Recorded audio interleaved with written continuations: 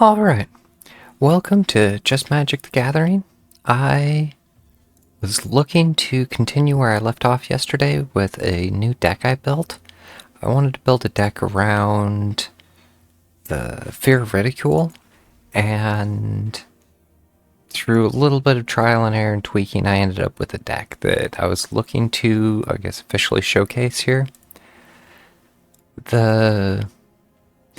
I ended up doing tricolor white, blue, black, which I had to look up the color combination, but it is Esper. I really wanted the Authority of Consuls to be able to shut down haystacks and things like that.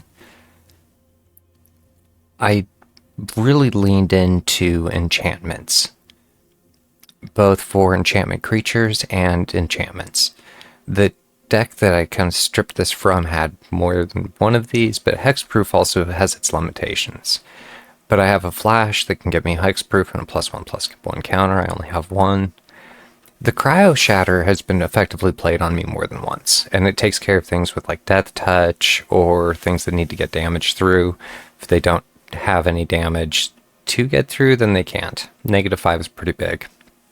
And if it becomes tapped, or you deal damage to it, it just destroys itself. Unable to Scream is kind of like the Eden by Piranahs. I covered that when I was looking at doing my Omniscience deck. The enchant creature it loses all of its abilities and is a toy artifact creature with base power of 0 and toughness of 2. Or power of 2, yeah, toughness. Power of 0, toughness of 2, sorry. And if it's manifested, if it's face down, it can't be turned face up, which is huge for manifest decks. Eaten by Piranhas is a flash, and once again, enchant creature, it loses all its abilities and becomes a 1/1 skeleton. Nowhere to Run. I threw the 3 Nowhere to Runs in here because having the anti-hex proof and anti-ward is really nice, and it just gives a little bit more control. The Inquisitive Glimmer is what I really led me into building the deck around enchantments. Basically 100% of the cards minus my lands are enchantments.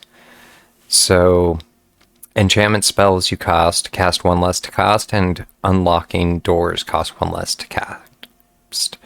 And that's stacks. I don't know. I was pretty happy with how that looked when I was originally looking to build this out. The Wingbright Thief, I had 2 of these already, and one of them was played effectively against me the other day. When this creature enters, target opponent reveals each non-land card in their hand. You can choose one of them. It perpetually gains when you cast the spell. Each opponent draws a card and gains 3 life. So it's card draw and life gain and a creature. I really liked how that looked, and it was played effectively against me, especially for things with flashback. It's like, oh, when I play it the second time, it's going to bite me another time. The Golden Sidekick should be familiar. It's my flying life link. Whenever I gain life, a random creature card in my hand perpetually gets +X, where X is the amount of life you gained. So this really helps beef up my creatures. I did throw the Enduring Innocences in here as a card draw. Basically, all the creatures in this deck are less than 2, or 2 or less, I should say. There's the exceptions of my Enduring Curiosity, which I have 1 of, and my Enduring Tenacity, which I have 2 of. So 84.2% of the creatures in this deck are going to trigger my Enduring Innocence. But yeah, whenever non-creature enters, a creature enters with power 2 or less, I get a card draw off of it. Fear of Ridicule is what I really wanted to build the deck around, and I didn't necessarily have enough tokens to do for. Normally when I exchange, I start with 2, but since it really is the linchpin, or one of the things I wanted to build the deck around, I did up that to 3. I already had 1. And the Phyrexian Arena for card draw. This deck is a little light in card draw, and that's where I was wondering in some ways how to better strengthen it, or it's better than its roots were, which was a red, black, blue, or sorry, red, white, black. And yeah, Enduring Curiosity for card draw. It can play as flash. Whenever a creature you control deals combat damage to a player, draw a card. When Enchanting Curiosity dies, if it was a creature, return it to the battlefield under its owner's control. It's an enchantment. All of the Curiosities do that. And then my Enduring Tenacity, which is the back part of the life gain. I had some problems classifying these last two cards because this isn't life gain, but when I gain life, they take damage. So I'm not sure if that's life gain plus plus or life gain minus, but it plays well with the mechanic of the deck, and there is a fair amount that is life gain. And I'll go over the numbers here in just a minute. Painful Quandary. I've had this effectively played against me more than once. When I was looking at it, it's like, I already have one of these. And I've never really tried it or played it, so in some ways it's a little experimental. And these two cards really didn't have a classification in the deck. The Mirror Room pairs with basically the whole deck. When I unlock the Mirror Room, I can create a token that's a copy of a target creature you control. So I can copy basically anything that I have on my board state for creatures, which is really nice because if I can copy something like this, now all my spells cost 2 less, or my rooms cost 2 less to unlock, which gets me closer to, instead of for 7, I could get it out for 5, I guess. But if a triggered ability of a permanent you control triggers, that ability triggers an additional time. And that works for everything in the deck minus my Inquisitive Glimmer. My Phyrexian Arena starts triggering twice. My card draws start triggering twice. My Authority of Consuls trigger twice. And this is really what won me my first trial game. When they played a creature, I had 2 Authority of Consuls out. Since they triggered twice, that was 4. I had an Enduring Tenacity out. But since he triggered twice on those 4, that ended up being 8 damage every time he played a creature. It was very overpowered. But the triggering twice is, in a way, what makes... And it's all enchantments, the trigger. And so as far as the breakdown, life gain, 13 of the 60 cards in the deck have life gain or have some ability to gain me life. So that's 21.6%. That's based around life gain. I do have a bunch of basically protection and control, and it's the same. 13 of my 60 cards fall into the protection control. Card draws where I'm weak, so yeah, protect was 21.6%. Card draw, I only have 10 of my 60 cards really will get me card draw. That would be like my Enduring Innocence, my Phyrexian Arena, my Enduring Curiosity, and my Inquisitive Glimmers, or my Wingbright Thieves. So that is kind of weak on card draw, 16.6%, or 1 in 6. The main win condition theme would be the duplication. I can start stealing things from you, exiling your creatures and duplicating them on my side, or duplicating everything I'm up to.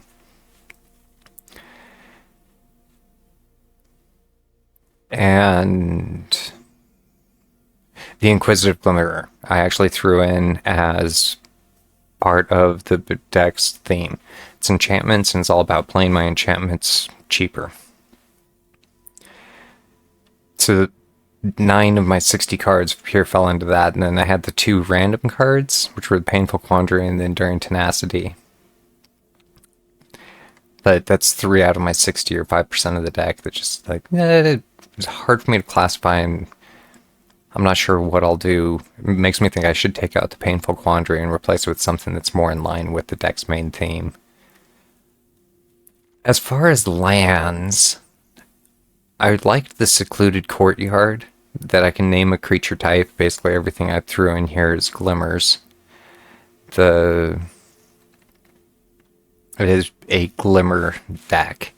But as far as being able to name glimmers, because I have so much control, and there's a lot of cards in here that are non-glimmer enchantments. I went through and kind of tallied them up. that I have 22 of my 60 cards are actually non-glimmer enchantments, or 36% of my deck. So the glimmers only come in at 20s, or 16 out of my 20, or 16 out of my 60 cards are glimmers for the 20%. I'll link the actual statistics that I drew out in the description. But since I have multiple cards like that need 2 black, 2 blue, 2 white, I just split them evenly, 4-4-4, threw in the few dual lands that would match that basically I already had. I had 3 of the Scries and 1 of the Verges. I threw in 3 of the Terramorphic Expanses as opposed to the Secluded Courtyards just because of the lack of glimmers. I didn't want that to really bite me. I'd rather be able to play control and I need the main land, I'd rather just go hunting for it. I am kind of wondering about the deck's overall mana stability. So 19 creatures, 21 non-creatures, and 20 lands. It's almost perfectly balanced, 3-3-3. And its average cost is pretty cheap at 2.6. I just have a lot of cheap control. So I'm happy to give this another try and see how it goes.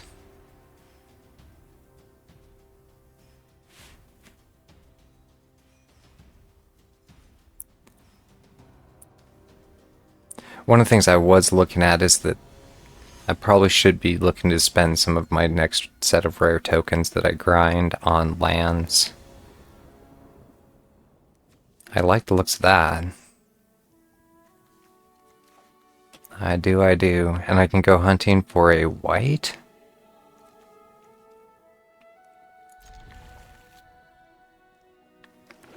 That leaves me, I was about to say 1 shy on the blue, but that was convenient to draw.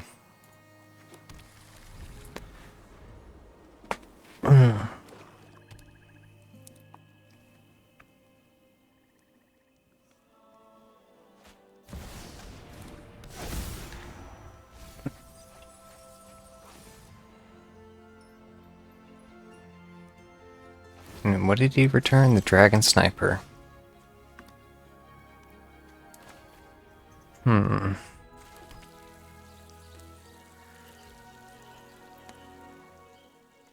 This'll let me get my Enduring Innocence out earlier. Most of my cards... This'll get me card draw by knowing that he wants to play his... He has 2 of them. Spectacle of Destruction. And Ouroboros.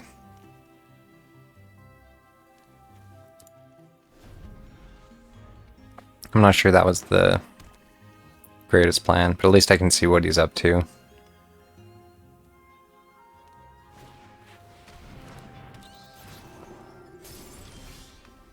Impending.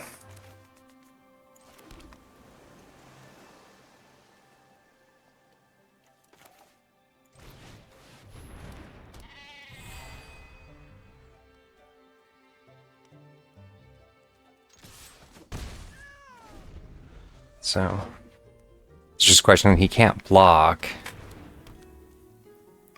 I can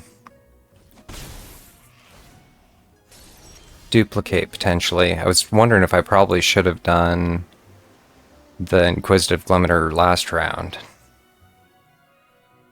If I do that... Blue-white, I don't have the white-black. I can't actually do both.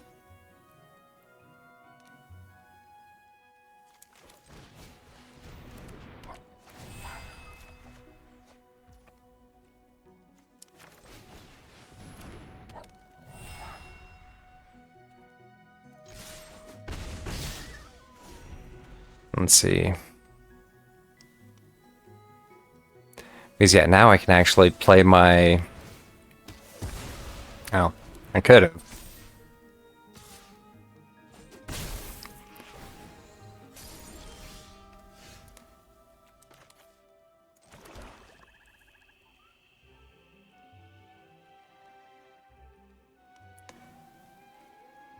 I mean, in a way I want his enchantment to come out so I can't know where to run it actually with the...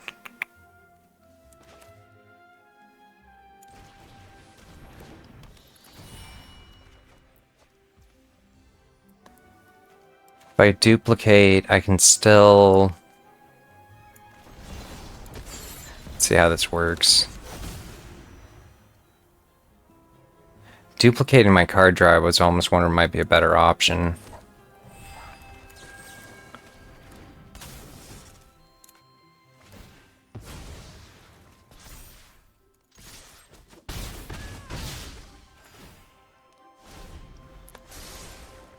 He gets card draw.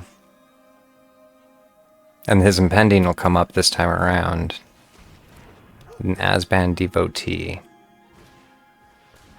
And the Dragon Sniper.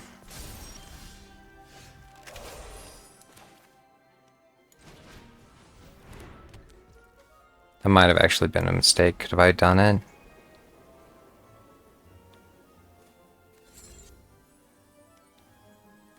No, I couldn't have. And I should have actually done... He has the Death Touch.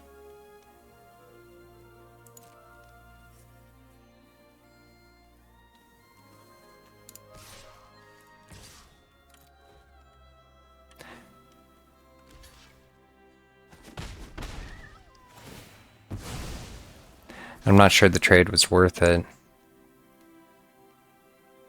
It's saying I can do that. I have no idea how I missed that. That was silly of me. It had to do because my kitties are out.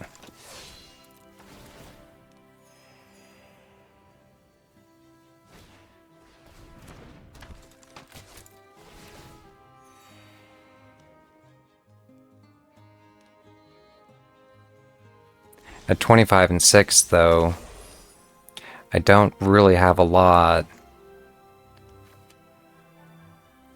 -3, I'll take his Death Touch off the board. Alright, I can take 2 off the board because it doubled. I probably should have actually tried taking his Overlord. Because since it doubled, that's convenient. Some of this I am still very much learning how to play.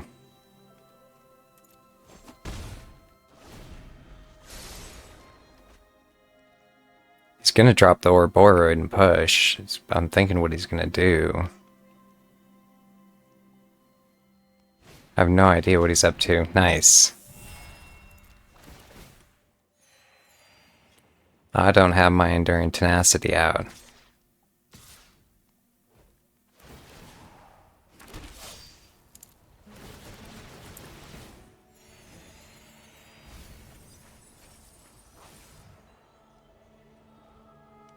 Any one. That's actually interesting.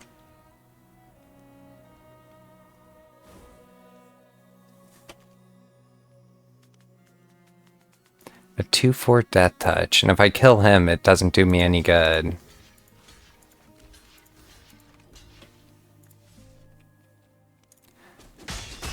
Pretty sure this is over. He leaves himself tapped out.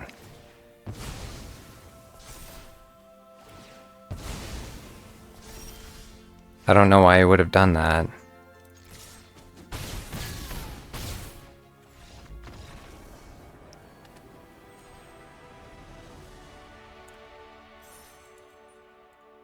But yeah, not a bad showing.